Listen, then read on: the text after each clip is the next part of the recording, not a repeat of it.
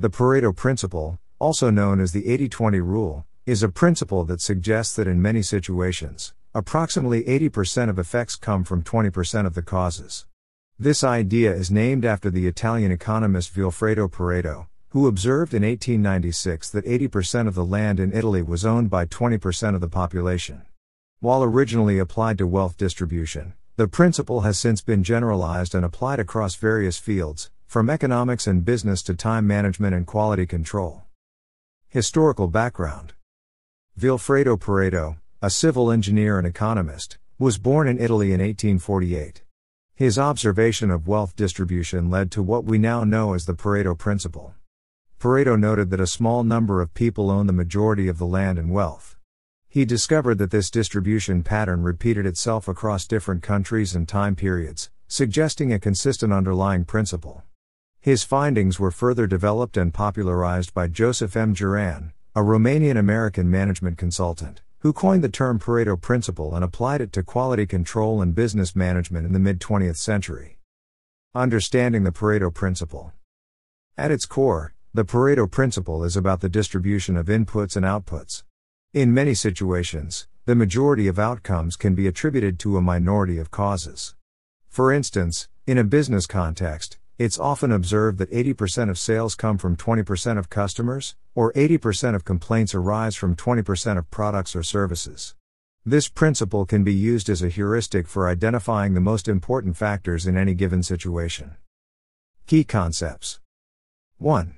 Imbalance in distribution. The 80-20 rule is not a strict mathematical rule but rather an observation that a small number of factors often lead to the majority of results. The specific ratios may vary, but the core idea is that there is an inherent imbalance between inputs and outputs. 2. Focus on the vital few. The principle encourages focusing on the vital few rather than the trivial many. By identifying and prioritizing the 20% of activities or factors that generate the most significant results, individuals and organizations can maximize their efficiency and effectiveness. 3. Non-universal applicability. While the 80-20 rule is widely applicable, it is not universal.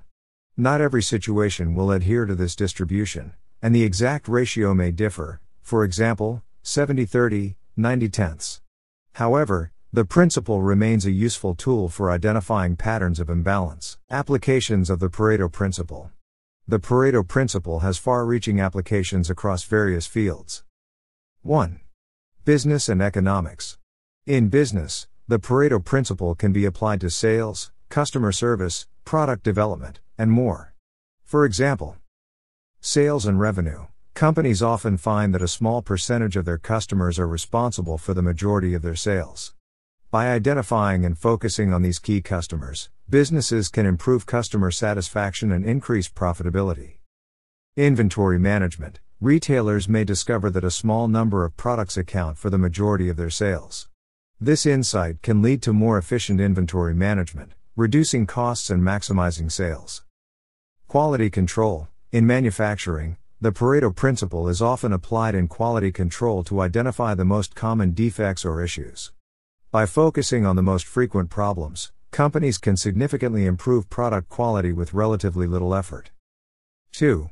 Time management. The Pareto Principle is a powerful tool for time management and productivity. It suggests that individuals can achieve more by focusing on the tasks that yield the greatest results. Task prioritization. By identifying the 20% of tasks that contribute to 80% of results, individuals can prioritize their workload more effectively. This approach helps in reducing time spent on less important activities and increases overall productivity. Goal setting. The principle can also be used in goal setting by focusing on a few key goals that will have the most significant impact on personal or professional growth. 3. Software development. In software development, the Pareto Principle can be observed in bug fixing and feature implementation. Bug fixing. It's often found that 80% of software bugs are caused by 20% of the code. By identifying and addressing these critical areas, developers can significantly improve software quality. Feature usage. Similarly, 20% of a software application's features might be responsible for 80% of user engagement. Developers can use this insight to focus on enhancing these features while deprioritizing less used functionalities. 4. Healthcare. The Pareto Principle can be applied in healthcare to improve patient outcomes and resource allocation. Patient care. Healthcare providers may find that a small percentage of patients account for the majority of healthcare costs. By focusing on preventive care and chronic disease management for these high-cost patients, healthcare systems can reduce overall costs and improve outcomes. Resource allocation. In hospital management, the principle can be used to allocate resources more effectively by focusing on the areas that have the greatest impact on patient care. 5. Personal finance. In personal finance, the Pareto Principle can help individuals manage their money more effectively. Spending habits. A small percentage of expenses often account for the majority of spending. By identifying and controlling these key expenses, individuals can save more money and achieve financial goals faster. Investment. In investment, the principle can be observed in the performance of a portfolio, where a small number of investments may drive the majority of returns. Investors can use this insight to focus on high-performing assets. Limitations and criticisms. While the Pareto Principle is a powerful tool, it is not without its limitations and criticisms. 1. Oversimplification.